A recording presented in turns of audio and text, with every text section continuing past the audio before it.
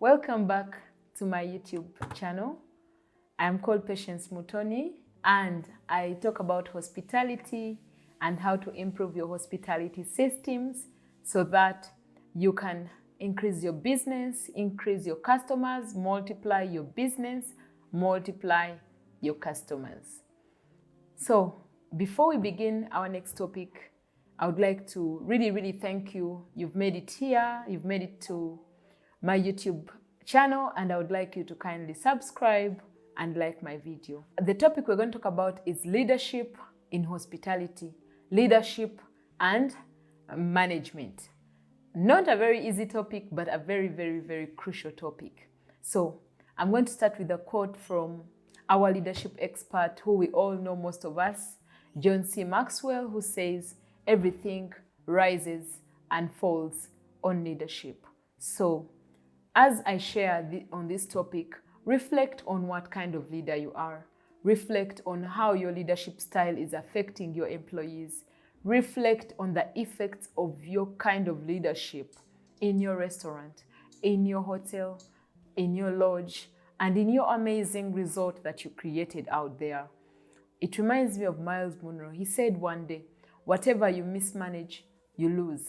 Whatever you mismanage, you lose. It means that if you mismanage your hotel, you're going to lose it. You might not lose it that it will go away from you, but you will lose the money you were making from it.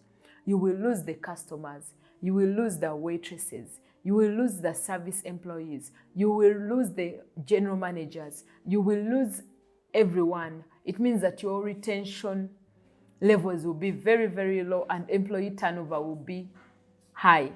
One of the indicators that your leadership might need some working on or some improvement is how often you lose your employees, how often you end up with people leaving abruptly, trying to go and get better jobs because of your type of leadership. So as we share this topic, reflect on who you are as a leader and see where the gaps are. Trust me, you can catch up. Trust me, you can change. Trust me, the clients can come back. But it all falls and rises on your leadership style. So as we continue, I would like to share with you some of the feedback I received and I get as I read hotel reviews, hotel feedback from clients who have visited different brands. And some of the feedback that I've listened to is good, and there is that is bad. But the bad means that we need to improve. A gentleman posted and shared that I have had the worst experience at this hotel. Never ever think of even visiting this hotel. The gentleman went ahead to say, I do not think it's a hotel, neither do I think it is a lodge. That means that the gentleman, by the time he was texting, he was frustrated, he was disappointed, he was disillusioned, he was annoyed, he was unhappy. That's why I said, it is not what you serve. It is how your customers feel. How are your customers feel when they interact with your brand?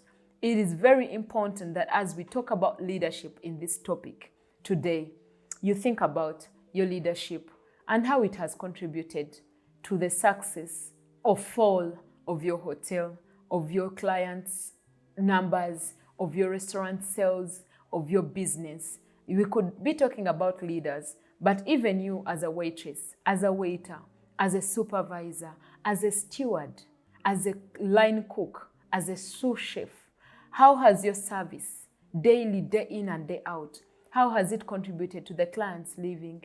Why did you lose your last job? It all matters. And the more you move in so many brands and you're not being planted in a brand, you're not growing. So think about it. The number 2 comment I received, the client said that a great hotel, worst experience, a great hotel and bad service. And the client said that I've visited this hotel several times, but today they were far from perfect. Today they really disappointed me. The client, and this is from one of the very nice hotels in town, I would not like to share the name, but the client said that when they visited the hotel, that the internet wasn't working, it was very down, and there was no one who was trying to see how they can solve their problem. Number 2, the comments where the receptionist who was there was very, very, very checked out and was very, very rude to the customers. Number 3, when they checked in, the kettle wasn't working. This is a hotel which even has a kettle, has a fridge, but the kettle wasn't working. The bathroom lights were not working. The toilet holders were falling off, and that is a high-end hotel. So I would like us to really, really see that is from a big hotel. And now if you go to the small hotels, you can even barely get even cold water. So guess what? The industry is there. The industry is profitable. Tourists come in. Clients, Ugandans like to eat out. I know something about Ugandans.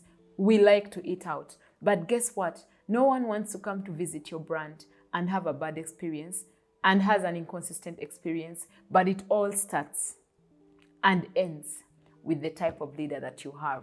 So come with me as I share what might cause poor management in your hotel. What might cause means that as I share, you could see where the problem is. One of the causes is the spread of the fear culture. You're in your hotel and you enter a hotel or a restaurant, but the employees are so scared of even talking to one another. The employees are so scared of even expressing themselves. The employees do not have a voice. When they enter, it's do, do, do, and that's it. So literally the environment is full of pressure. You can never get someone to work when you have put them on pressure. So you should be able to create a different environment.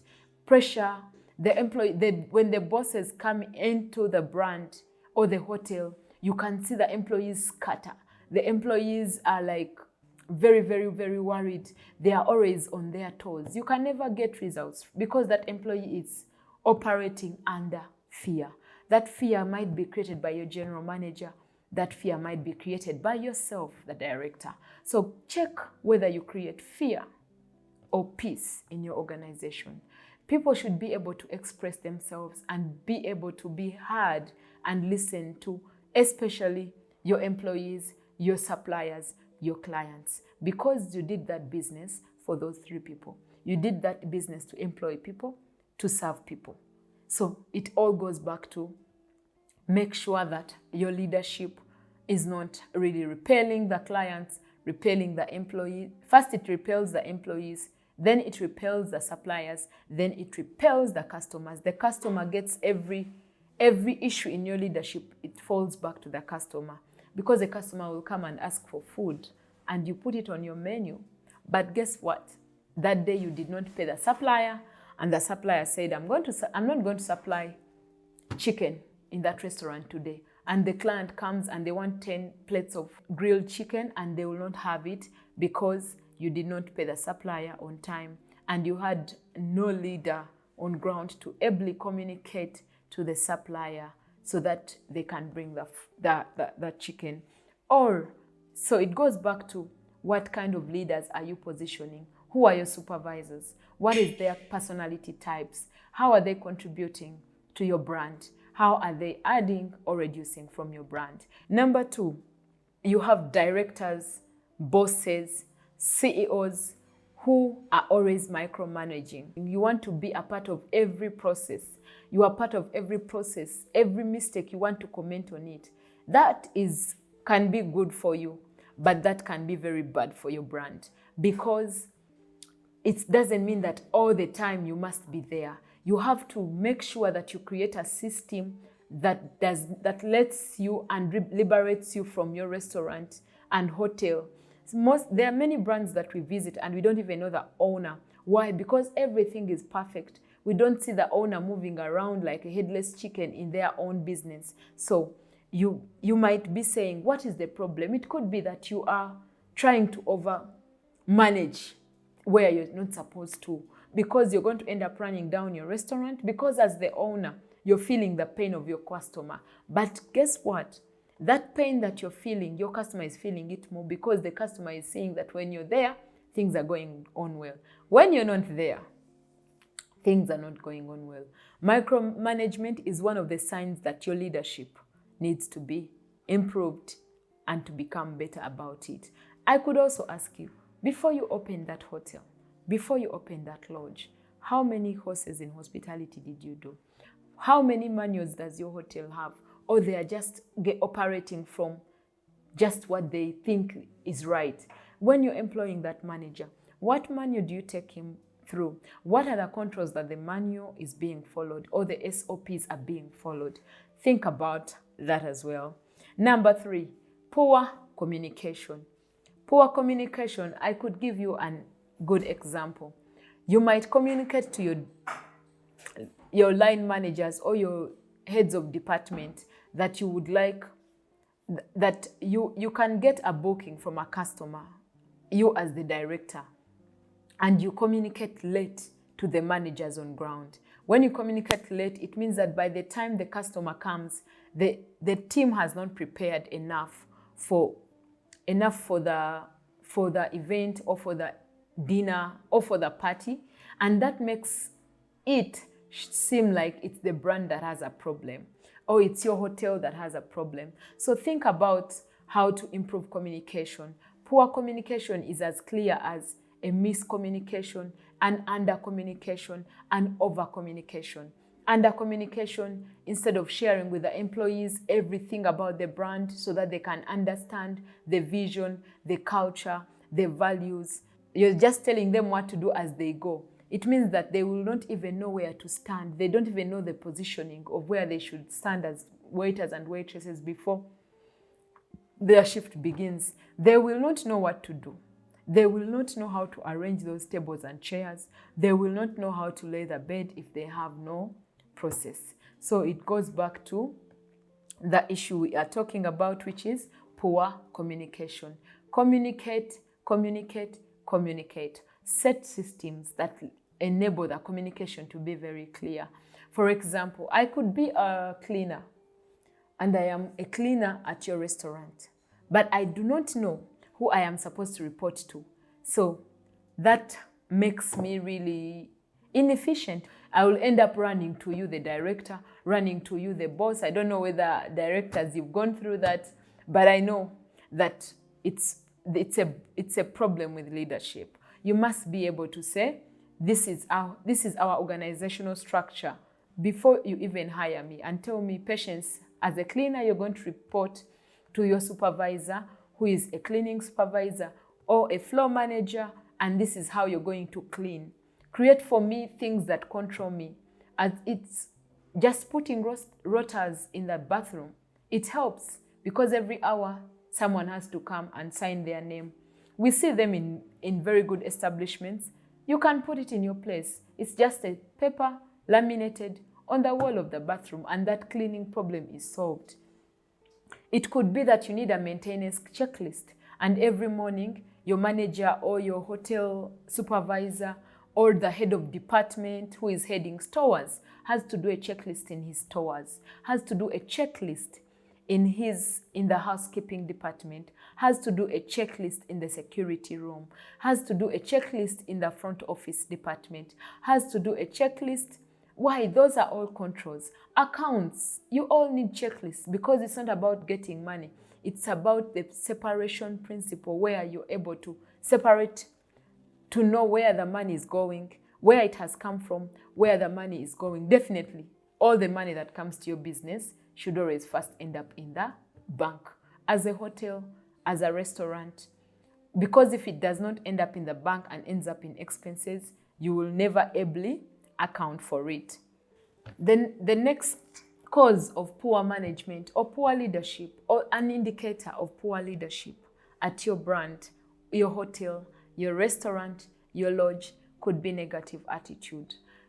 Many clients suffer a poor attitude that comes from your employees, that comes from the managers who do not care about the client's needs. That also sometimes trickles down from how the directors treat their employees. If you want an employee to give the best service, you should give them the best. Do not expect very good from an employee who you're treating like trash, who you're ill-treating, who you're exploiting, who you're mistreating, who you're not giving good food. Even a matter of good food, it matters. Because remember, I would love to really enjoy, people enjoy nice food, but your employees are feeding on posho and rice, posho and rice, posho and rice, posho and rice and beans, posho and rice and beans, sometimes posho beans, and you expect great from them. I don't think that without a balanced diet or without a good meal, someone is really happy. So it's about the small details. So if you take care of your employees, they will take care of your customers. If you take care of your employees, they will always take care of your customers. Why? Because they feel happy. They feel great. It means that that feeling they have, they will push it on to the next customer. The other cause of poor management at your restaurant, hotel, bar, or lodge is the high employee turnover.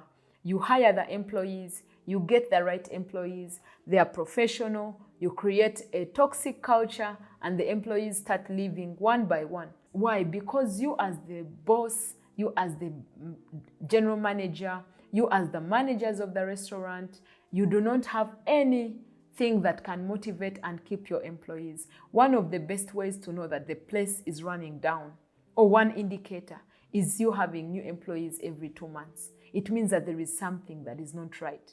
You should endeavor to at least keep your employees for 4 years or 3 years. That means you must motivate them. It means you must train them. It means you must love and care for them. It means that you're always giving them better positions. It surprises me how we always run out and look for highly experienced managers instead of getting our own Ugandans and empowering them. You're going to say Ugandans are lazy. No, the directors, most of them, they have a poor attitude towards Ugandans and they think Ugandans are lazy. But yet, even them, the culture they are creating in the organizations do not help. Remember, everything rises and falls on leadership. Many employees are dissatisfied. One of the other reasons and the cause of the poor management or the poor customer service that you're seeing is because of dissatisfaction. Employee can spend the whole day in your brand. They've come so early, they've left home at 5, they're at your workspace by 6 a.m. to prepare for breakfast, and you only give them one meal, which is lunch, and you expect them to perform well. You don't even have a program where you're giving them some tea, coffee. Like you can say, why am I giving them coffee? Remember, they wake up so early. They're standing most of the time. They need that energy. Find ways to keep and retain your customers, and that is through your employees. If your employee turnover is high, trust me, leader, CEO, director, boss, it is on you. But don't worry, there are solutions that I will share in my next video. But above all, hire professionals and take their advice. You can't hire me and then you impose on me what you want me to do. So when someone hires a professional, value them and make sure that you take their advice, because they are coming here for you, for your customers. Many business owners, especially people who feel like they have the money, they are not teachable. They do not want to listen. They don't even give you the time to explain to them what is really happening in their business. Thank you so much for coming. Kindly subscribe to my YouTube channel. Ciao, ciao.